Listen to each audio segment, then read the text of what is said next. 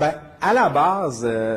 autant quand je m'appuie sur des données de recherche que sur l'expérience que j'ai acquise comme formateur,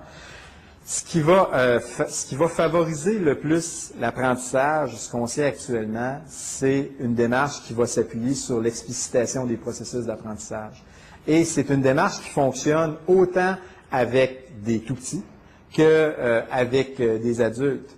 Ce qu'on sait, c'est qu'à partir du moment où j'ai des apprentissages à faire, plus ma base de connaissances dans le domaine est faible, plus je vais avoir besoin d'être guidé, plus on va devoir au départ m'expliciter des choses. Ensuite, au fur et à mesure que je vais m'approprier la base de connaissances, que je vais développer mes compétences, cette guidance-là peut devenir de plus en plus, de moins en moins présente, faire en sorte de s'estomper complètement. Et ce qui est intéressant, c'est qu'on a finalement actuellement, pour répondre à votre question, Yvan, quand on dit que ça pourrait être quoi le modèle d'éducation, bien, ce modèle d'éducation-là, selon moi, devrait s'appuyer sur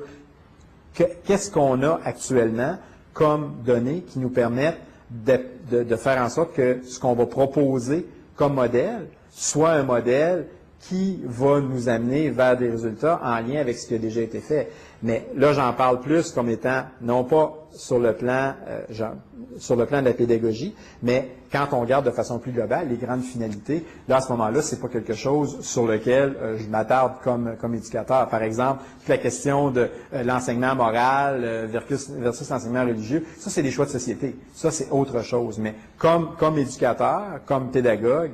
moi, le modèle qui, selon moi, aurait le plus d'impact, parce que c'est ce qui fonctionne bien quand on le met en application. C'est un modèle qui se base sur des pratiques qui sont plus des pratiques d'explicitation, mais naturellement associées aussi avec ça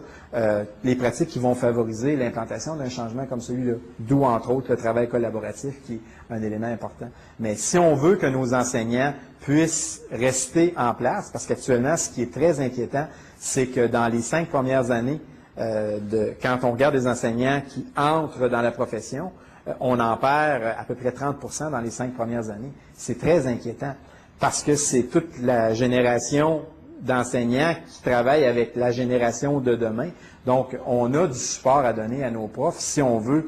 que nos jeunes qui sont dans nos écoles actuellement puissent être en mesure d'avoir une vie professionnelle et une vie personnelle de qualité dans les années qui vont suivre.